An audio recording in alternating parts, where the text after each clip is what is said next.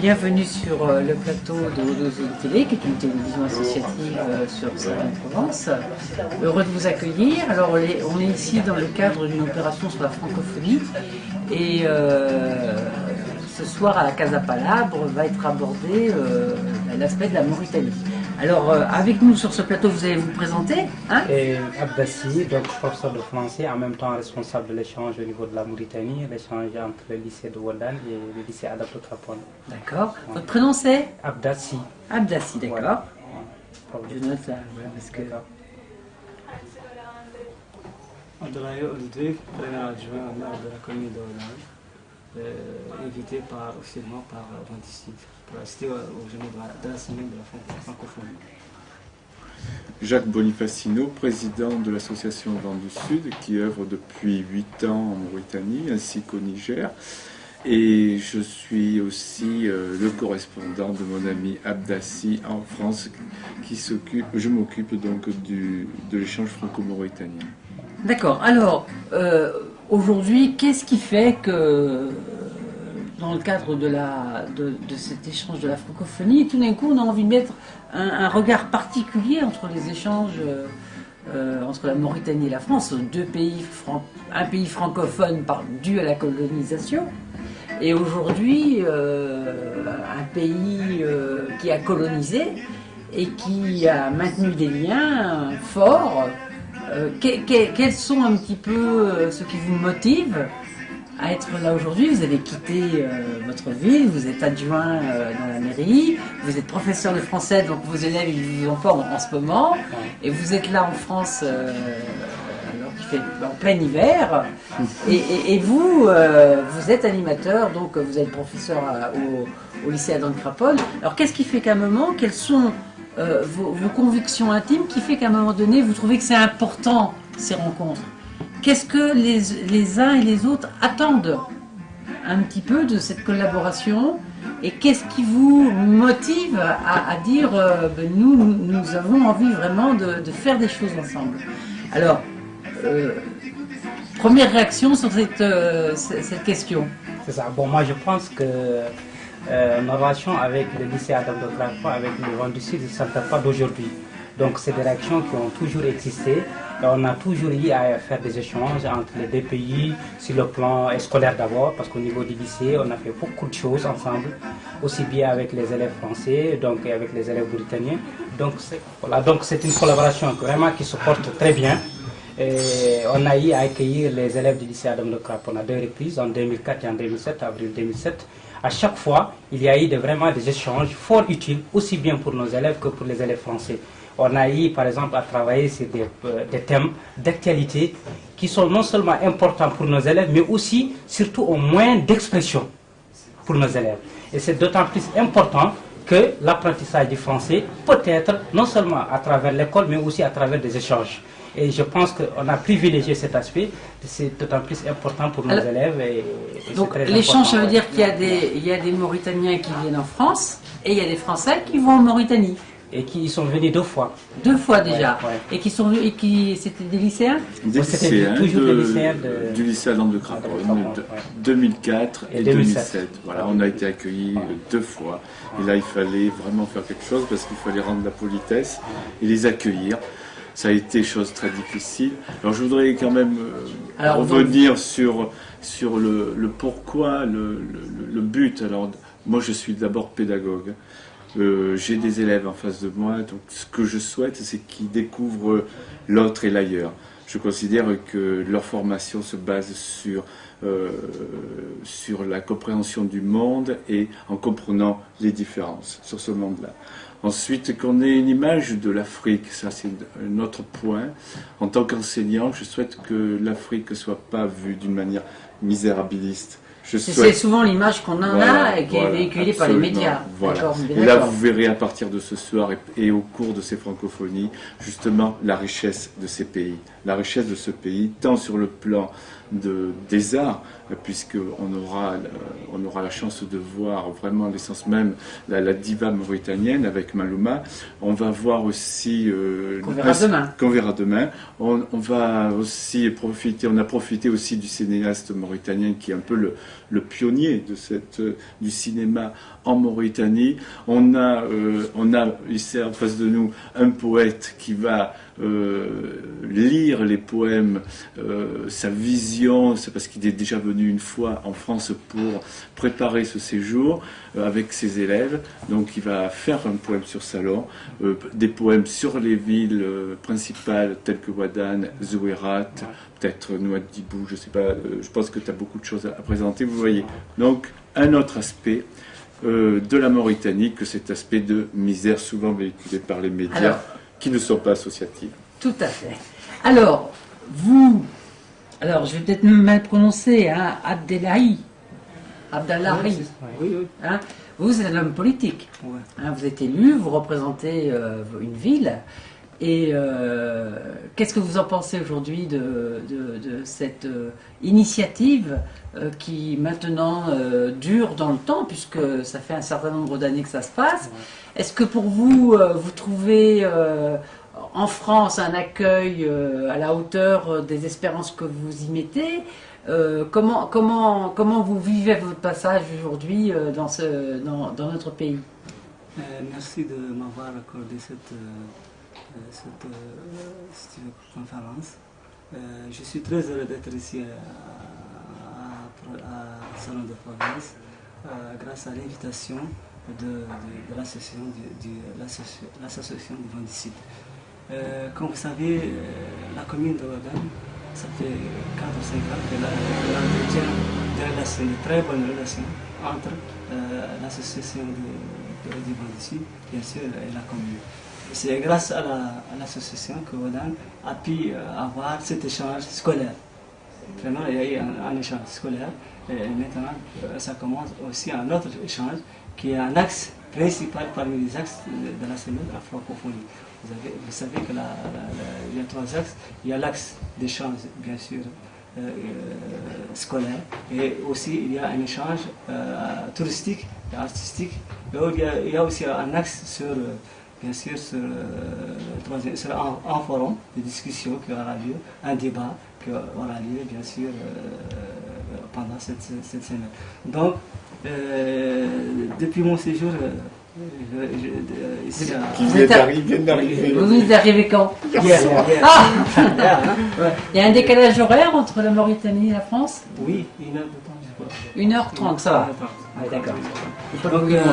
Donc, aujourd'hui,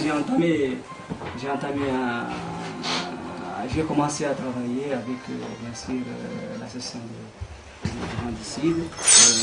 On a visité, bien sûr, le lycée, on a visité la maison de l'office du tourisme. Oui. On a fait beaucoup de... Ça vous a surpris, l'ambiance française? Ah oui, complètement. Vous y attendiez pas? Qu'est-ce qui vous a le plus surpris? Non, j'ai vu un monde qui est bien organisé, j'ai vu vraiment des gens qui travaillent. Magnifique là, par rapport à nous. C'est super, hein, c'est super. Ouais. C'est très, très joli, c'est un monde vraiment. Je peux dire que nous avons une région qui s'appelle la région de la Dara. C'est une région qui est très riche. Cette région elle est très vaste. Ouais. Elle a une grande superficie, elle a une superficie de 215 300 km carrés. Vous pouvez la montrer, cette région où elle se trouve? Voilà. C'est à l'envers, hein? C'est pour la caméra. Bon, ici c'est Attar. Attar, oui. Ici c'est Attar, c'est la capitale régionale. D'accord. C'est là. Et vous venez d'où? Moi je viens de Ouadane. De Ouadane, d'accord. Et c'est cette région-là. Alors je ne sais pas si la caméra peut voir en gros plan. Hein, donc on est dans la région de Ouadane. Des photos. Ah, d'accord. Il y a même des photos. Il y a des photos. Il y a des photos. Oui, tout à fait. On les prendra tout à l'heure. Hein. Donc c'est un grand voyage, parce qu'en plus il n'y a pas d'aéroport à côté. Il faut aller à Dakar en avion. Hein, et puis après de là, il faut aller à Orly. Puis après de même. Il y a une piste entre Attar et bien sûr Ouadane. Bon, on a pris la piste. Donc c'est un voyage vraiment important pour nous. Oui. C'est très important d'être ici au Salon de Province et de parler de Ouadane. Ouadane, c'est une ville parmi les 4 villes anciennes de la Mauritanie. C'est une ville aussi considérée comme ville du patrimoine de l'humanité. C'est une décision qui a été prise par l'UNESCO en 1978. Et Ouadane, comme vous le savez, le mot Ouadane veut dire Dewed. Oued de savoir et Oued de date. C'est ça le mot Ouadan. Et c'est connu Ouadan que c'est la capitale, c'est une capitale. alors, si on traduisait littéralement en français, ça donnerait quoi? Hein? Oued, ça veut dire c'est le oued, l'eau? Oui, c'est ça, c'est ça. L'oued du savoir, Oued de du l'oued, savoir, c'est double oued. oued, le Cela a été savoir donné comme ça. Ouadan. et l'économique, l'apport de richesse D'accord. par les palmiers. Et par aussi, les- elle est considérée comme aussi capitale caravanière. D'accord. C'est une étape. C'est une étape aussi qu'il faut dire, c'est que elle est fondée au 6e siècle. voilà. Les gens ils doivent passer. Ah, elle est fondée aussi. Il y a des gens qui doivent passer. Ouais, tu coupes. Vas-y. Oui. Alors donc, c'est une ville de palmiers. C'est Ouadan veut dire deux Oued. Oued de date Ouais. et Oued de savoir. Donc, D'accord. et aussi Ouadan, elle est aussi comme, elle est vue comme capitale caravanière. Ouais. Elle est fondée au 6e siècle de l'Égypte, c'est-à-dire 12e siècle après Jésus-Christ. Ah oui, c'est une ville Très Oui, ancienne. historique. Historique. Vous y Patrimoine. avez été à Ouadan? Oui, quelquefois j'y suis invité. Oui, ça fait quand même plus d'une dizaine de fois que je dizaine de passe. fois. Ça me fait un peu banlieue pour Ah moi ouais. maintenant. Bien qu'il y ait une piste, il faut atterrir donc à Tard, faire 4 heures de piste, ça s'améliore d'année en année, la piste s'améliore. Mais il Parce faut quand qu'au même début, voir. c'était chaotique. Oui, c'était chaotique, il y avait des trous sur la piste. Donc c'est plutôt un Oui. paysage de savane, c'est quoi? C'est un paysage. Je vais laisser la parole quand même aux Mauritaniens. Pourquoi? On y va. Donc c'était palmeraie, richesse, étape et donc commerce. Le commerce aussi, elle était, je te dis, la capitale caravanière. On l'appelle capitale caravanière. C'est là où D'accord. passent les caravanes. D'accord. Ils viennent du Mali, bien sûr. Donc du beaucoup de Maroc. commerce. Beaucoup de commerce. Beaucoup de commerce. D'accord. Et surtout les sels, les miels, l'or, les dattes. Il y a bien sûr l'or qui vient. C'est-à-dire, c'est un passe pour tout le monde. Tout le monde passe par Ouadan. On a entendu parler de la Mauritanie en France tristement pour des événements où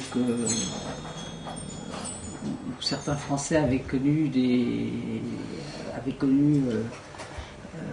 grosses difficultés puisqu'il y a eu un certain nombre de Français qui ont été tués là-bas en Mauritanie par des groupes extrémistes, je crois. Hein. Pourtant, la Mauritanie avait cette réputation d'un pays de sagesse. Ah oui, nous, on n'a rien à voir avec ces gens-là. Oui, oui. Ce ne sont pas des Mauritaniens. Nous, au niveau de la Mauritanie, les mesures de sécurité, ils sont vraiment. Ils ont pris toutes les mesures de sécurité. Et c'est tout le monde qui est en alerte maintenant. J'en parle parce que les gens vont faire le lien, donc je veux que Oui, vous exprimiez. J'aimerais soulever quand même un problème, c'est-à-dire que brusquement s'est passé cet événement qui est fort dramatique, qu'il faut condamner bien entendu, mais les réactions ont été très vives. Et cette mise en quarantaine de la Mauritanie est à regretter, puisque quand même c'est une région très éloignée des événements qui sont produits, d'une part. Vous avez dit deuxièmement que c'était un peuple pacifique. Ça fait 10 ou 15 fois que je pars en Mauritanie. Vraiment, j'ai cette expérience et j'apprends beaucoup de choses de leur sagesse. Et j'imagine. On sent que ça rayonne, quoi. Voilà. Hein? Et je trouve ça trop. Les conséquences, l'impact de cette mise en quarantaine est trop importante et nuisible pour la vie économique de cette région. Vous avez des pertes sèches de 50-70% des recettes dans les auberges aujourd'hui. Oui, donc un coût Oui. quand même économique Dans- redoutable pour la vie de tous les jours. Dans une région où les modes de vie se transforment. Il y a un mouvement de sédentarisation. Il y a un mouvement de sédentarisation. Il y a un retour de la ville, surtout de Nouakchott, vers cette brousse qui accueille quand même pas mal de Mauritaniens qui reviennent vers ce monde rural où il y a un dynamisme touristique. Hein. Je ne veux peut-être pas laisser prendre trop la parole là-dessus. Voilà, mais je m'exprimer Alors, sur cette position de la... Là, ici, justement, on parlait de dynamique touristique. On voit que, par exemple, il y a une compagnie, Point Afrique, qui met à son programme la visite de la Mauritanie. Ouais. Donc, il y a vraiment une volonté On me parlait tout à l'heure, il y avait un chercheur d'Aix qui est venu ce soir pour la conférence, qui parlait d'un pays aux 1000 facettes, merveilleux, et qui en termes touristiques est méconnu au regard de tout le potentiel qu'il peut offrir. Racontez-nous un peu votre pays, et vous justement, qu'est-ce qui peut inciter les gens à aller visiter la Mauritanie? Tu sais, en Mauritanie, il y a assez de potentialités touristiques qui sont importants à la fois et variés. On peut citer les anciennes villes, telles que Chenguiti, Ouadane, Tichit et Ouadane. Et c'est ces constructions, ces fameuses constructions à étages là oui, il y a des constructions à étages. Ce sont ces... Architecture particulière. C'est ça. Ouais. Architecture particulière. Chaque ville a sa particularité architecturale, si je puis dire. Hein. C'est quand même la maison musulmane. Après, chacun. La religion, c'est la religion musulmane. Bien sûr. Et nous avons aussi, comme je t'avais dit, les 4 villes anciennes que je t'ai parlé, qui sont classées par l'UNESCO en tant que patrimoine de l'humanité. Nous avons aussi un désert qui est extraordinaire, avec une population, surtout la wilaya de l'Adra, la wilaya de Tagan et de Gahol. Là, vraiment, tu trouves un grand désert qui est fantastique aussi. Alors, on pourrait croire qu'à l'occidental, visiter un désert, c'est visiter du vide, mais c'est pas le cas. Non, c'est pas le cas. Non. Dans un désert, il se passe plein de choses. Il y a de la vie. Il y a de la vie. Absolument. Et il y a des paysages grandioses. Nous avons aussi ce qu'on appelle les sites archéologiques. Oui. Qui sont importants. Là, on voit ce qu'on appelle les c'est pas un peu le berceau de l'humanité, la Mauritanie? En tout cas, ça le fait berceau du savoir, je dirais. Ça fait rêver quand même. Le berceau du savoir. C'est ça, le berceau du savoir. Ouais. Le berceau du savoir. Nous avons ce qu'on appelle la production de l'artisanat. Ah oui. Un savoir-faire aussi qui remonte très loin. C'est ça. Et cet artisanat, c'est un peu la spécialité. Si on peut parler de spécialité, c'est tous les ustensiles de cuisine. C'est ça, il y a les nattes. La utilitaire. C'est ça. Est-ce qu'il y a des artistes? On a les coussins, les nattes, bien sûr. Ouais. Tout ce qui est. On a des chaussures. Dans l'artisanat, il y a art. On a énormément de choses là. Ouais. Énormément de choses. Traditionnelles. Et est-ce que vous avez aussi justement des artisans qui ont poussé plus loin leur technique et qui sont devenus des artistes? Non. Non, pas Ce trop. que nous avons, c'est seulement des artisans traditionnels. Traditionnel, ouais.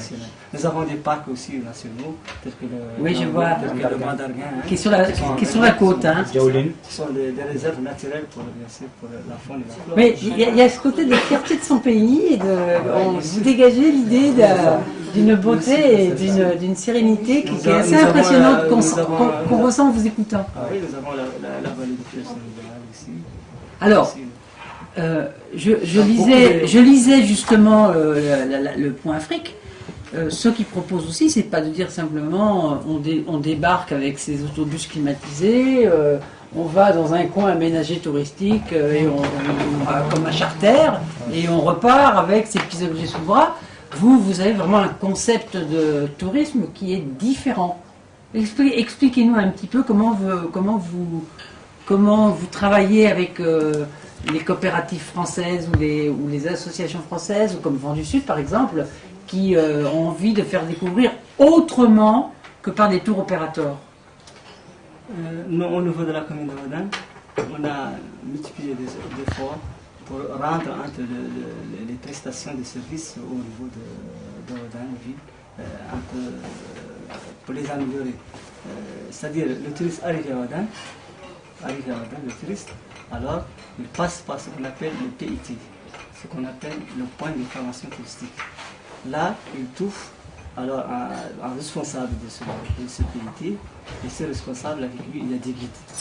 Le responsable, alors, il lui donne tout d'abord un dépliant. Dans ce dépliant, il parle de la ville, bien sûr, de Ouadane, du centre historique de Ouadane. Il parle de Ouadane, de la Ouadane, de Ouadane, bien sûr. Et après, en présent, il y a, dans ce bureau, il y a des guides qui sont formés. Ces guides, ils sont formés, alors ils savent l'histoire de Ouadane, tout ce qui se passe Donc il y a vraiment une attention, une organisation qui s'est mise en place. Et dans l'ancêtre de ce PIT, dans l'ancêtre de ce PIT, il y a aussi des femmes alors qui vendent tous les objets traditionnels. L'ensemble de femmes, de coopératives féminines qui vendent les objets traditionnels. Et après, quand il termine, alors le touriste alors, il passe devant les femmes, il voit s'il va acheter des suites, s'il va acheter des objets. Et après, le guide, il est responsable de voir. Il amène les touristes dans le centre historique, puis il passe par, bien sûr, la vieille mosquée, ce qu'on appelle l'Atiq, puis il passe voir les maisons des fondateurs, et il passe par ce qu'on appelle la rue de 40 savants en Inde. On a dit que c'est un well de savoir, donc on a une rue qui s'appelle rue de 40 savants. 40 savants, je dis bien 40 savants. 40 savants, ouais. 40 savants. Puis il passe bien sûr par les maisons des fondateurs, comme je t'avais dit. Et aussi il y a ce qu'on appelle un puits qui est réservé aussi. Puis il y a une muraille qui entoure toute la ville de Wadan. Une muraille. Dans cette muraille, bien sûr, il y a un puits. Et il y a des maisons des gardiens. Mais vous savez qu'en vous écoutant, on a envie d'y aller, hein. Moi dire autant. Là on est là. Ainsi que nos amis qui nous regardent tout autour. Là on est là devant vous et on a envie on sent cette magie et c'est assez fort. Beaucoup de choses. Ouais. Aussi, je peux vous dire qu'à Ouadan aussi, il y a ce qu'on appelle les sites archéologiques tels que le Bayeux, tels que le Banaouia, tels que Akardé. Et aussi, on voit ce qu'on appelle l'énigme géologique, hein, ce qui a été bien sûr étudié par Théodore Monod, qui a écrit beaucoup de choses sur Galbrichel. C'est une énigme géologique. Alors aujourd'hui, vous qui êtes un politique, donc qui avez normalement une vision de l'avenir, ce mode de développement, vous le projetez comment dans le temps? Est-ce que c'est par exemple, est-ce que d'abord vos premiers clients touristes c'est des Français? Oui, bien sûr. Oui, bien sûr. Ah oui, parce que ça va pas de soi. Hein? Et vous avez envie d'avoir un développement, je dirais, comme on a connu avec des clubs med, etc., où vous préférez maîtriser votre développement touristique. Quelle est un petit peu votre position sur ça? Nous, on est là, c'est pour essayer, c'est pour mobiliser, si tu veux, les Français à venir nombreux. Mais sur une prise en charge organisée par vous. Bien sûr. Voilà. Bien sûr. Oui, il y a, bien sûr, moi, je vois, il y a vraiment une prise en charge locale, bien entendu, création d'auberges, les chameliers. Beaucoup des infrastructures à Ouadan. Non seulement ça, c'est que cette année, d'ailleurs c'est la première fois qu'on passe en Mauritanie, c'est que la commune de Ouadan, avec le projet d'appui de la commune de Ouadan, qui est la coopération espagnole, on a investi beaucoup d'argent pour améliorer les infrastructures du tourisme. On a débloqué pour chaque auberge, on a donné 1 million de bouillards, c'est pour vraiment faire des prestations. Oui, d'accord. Est-ce que... Oui, je voudrais appuyer quelque chose d'un point de vue français. Et en fait, la majeure partie des touristes sont français. Donc, il y a une forme de société civile et je crois une prise de conscience de la part des Français en y allant dans des régions comme ça qui sont très fragiles, peu maniables par les hommes. Les ressources sont très très faibles. C'est pour ça qu'on a monté avec le lycée de Ouadan un projet autour d'une sensibilisation de la population, des acteurs dans le domaine touristique, ainsi que auprès des touristes, indirectement, à travers d'affiches. On a construit un échange où les élèves ont mis en commun leur savoir pour sensibiliser la population locale, les aubergistes et nos amis, nos concitoyens français à dépenser moins d'eau. Non, mais c'est ce que j'allais dire, c'est que l'Europe, comme les pays occidentaux, se trouve confrontée aujourd'hui à un grand défi, c'est-à-dire est-ce qu'on peut vivre mieux, qualitativement, en ayant moins de ressources? C'est-à-dire que nous, actuellement, on vit avec des Je disais, il y a un exemple très simple. Avant, un cheval qui tirait une charrette pouvait emmener 800 kilos. C'est Pierre Rabhi qui dit ça, qui est un agriculteur. Et il disait aujourd'hui, moi qui fais 70 kilos tout mouillé, il me faut une voiture de 1,5 tonne pour m'emmener. Donc, il y a dans le développement durable et le développement dans le respect de la planète, beaucoup à réapprendre de traditions qui se sont perdues en France. Est-ce qu'aujourd'hui, Vent du Sud ou d'autres associations qui sont là présentes sont sensibles à ça, en fait que c'est peut-être nous qui sommes plus demandeurs, Oui. Ça devient une exigence, je pense. hein, Faut penser... que nous qui sommes plus un modèle, quoi. Est-ce que vous avez conscience de ça?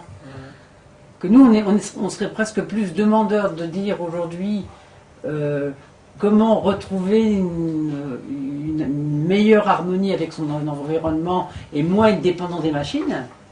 Et en fait, quand on va là-bas, c'est vrai qu'on n'a pas le iPod, qu'on n'a pas Alexis, etc. Mais que c'est une autre qualité de vie. La réponse, elle est en partie dans le Sahel ou le Sahara, en Mauritanie. On vit avec très peu. La vie chez nous, c'est Très très difficile. difficile. Très difficile. Alors, vous, en matière de développement, qu'est-ce que vous attendez de la France? C'est jamais que le charter qui part de France à Nadra, dans la région de Nadra, si ça continue, ça pour nous, ça va apporter beaucoup. D'accord. Donc c'est vraiment que le ministère du Tourisme et le ministère des Affaires étrangères, associés avec toutes les associations qui travaillent avec votre pays, puissent vraiment soutenir un développement durable en matière de tourisme. Tout à fait. C'est ça. Hein, Tout à fait. d'accord. Je vais vous laisser le mot de la fin, parce que je crois qu'après vous avez la conférence.